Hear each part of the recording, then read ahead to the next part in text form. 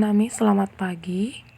Ini adalah materi kita hari ini, Allah penolong yang setia. Nah, ada notebook di sini, langkah-langkah pembelajaran agar dibaca ya, supaya catatannya rapi ya nak.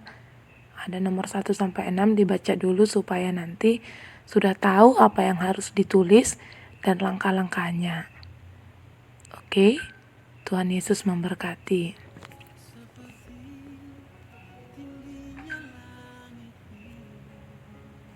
Nah, sekarang sebutkan ayat hafalan kamu minggu lalu, tanggal 28 Juli 2020.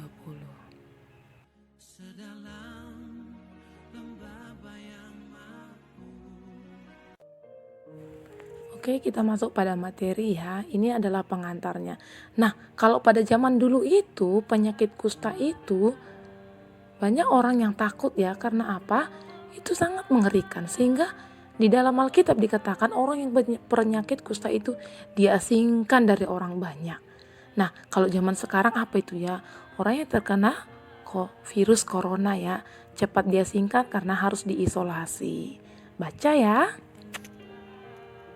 Nah, katanya apalagi ini dia ya, ciri-ciri penyakit kusta pada zaman perjanjian lama. Nah, lihat ini gambarnya ya, mereka diasingkan oleh masyarakat. Betapa hinanya perasaan mereka, betapa sedihnya hati mereka ya, tidak ada teman, dikucilkan, diasingkan, tidak ada yang mau memperhatikan, mereka tinggal di goa-goa. Dibaca ya. Nah, ini dia ya gambarnya. Nah, keadaan tangan mereka begini nih, kayak terpotong ya, karena pelan-pelan itu kan bernanah, pelan-pelan habis tuh jarinya, kayak agak kebiru-biruan, pokoknya menjijikkan lah, bau gitu, sehingga tidak ada orang yang berani memperhatikan mereka atau menolong mereka. Nah, ini dia gejala penyakit kusta. Kalau sekarang ini disebut dengan penyakit lepra ya. Nah, baca ya, ada yang pertama ada benjol-benjolan, rambut di kepala rontok, membusuk, kemudian jari pelan-pelan digerogoti, dan mereka juga bisa mati loh pelan-pelan. Karena memang tidak ada yang memperhatikan. Nah, di dalam Alkitab ada seorang yang ditolong oleh Tuhan. Siapa namanya? Adalah Naaman. Ya, Naaman seorang panglima Raja Aram. Kalau panglima berarti dia sudah punya jabatan. Raja sangat menyenangi dia. Raja sangat menyukai dia karena dia selalu menang dalam peperangan. Dia tidak pernah kalah. Jadi Naaman ini sangat bisa diandalkan. Tetapi apa yang terjadi? Naaman memiliki penyakit kusta. Nah, Naaman yang disayang raja terkena penyakit kusta.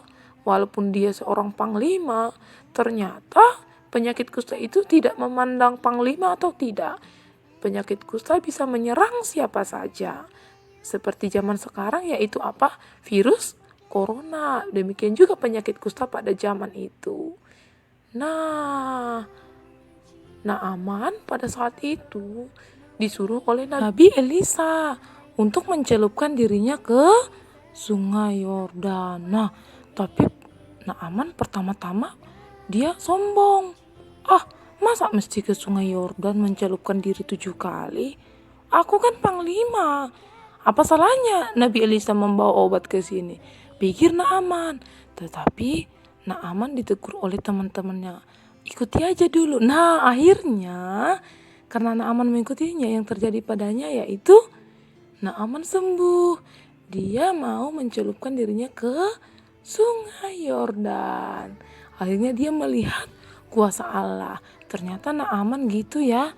Walaupun dia panglima, dia gak bisa menyelamatkan dirinya. Walaupun dia hebat dalam bertempur, tapi gak bisa dia menyembuhkan penyakitnya. Hanya Allah yang sanggup.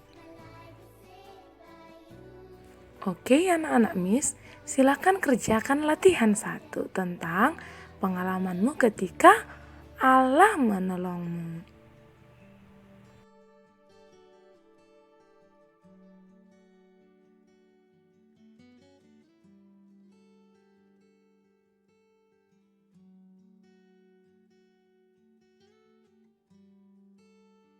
Kita lanjut materi ya, tentang kita harus bersyukur bahwa Allah lah yang menolong kita.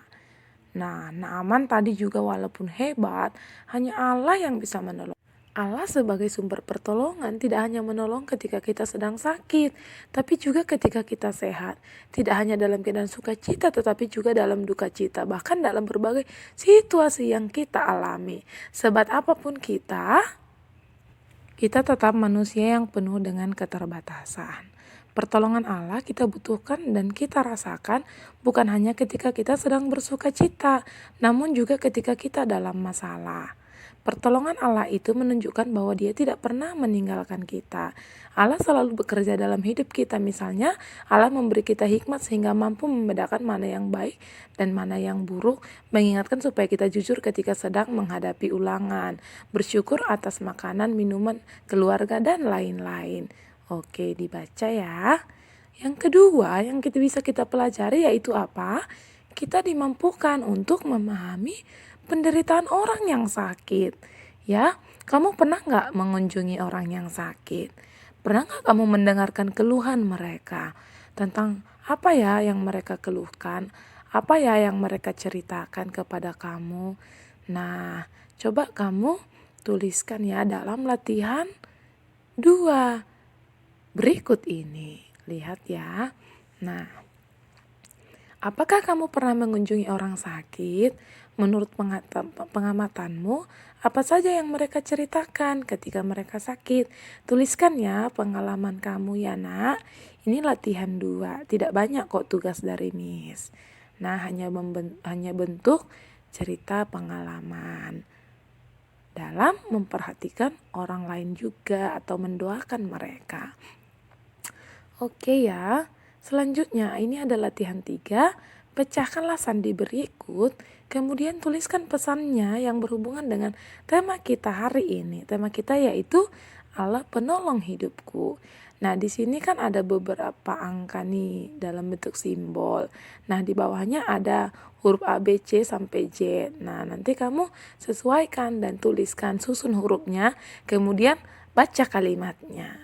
Oke, mengerti anak Miss? Nah, rangkumannya yaitu sebat-sebatnya manusia kita tetap membutuhkan pertolongan Allah. Baik ketika kita mengalami sukacita, juga sedang mengalami masalah duka cita seperti yang dihadapi oleh Naaman ketika ia sedang sakit kusta dan Naaman percaya kepada Allah bahwa Allah yang berkuasa. Hanya Allah lah yang bisa menyembuhkan dia dari penyakit kustanya. Nah, ini ada doa ya nak. Yuk kita berdoa yuk bersama Miss.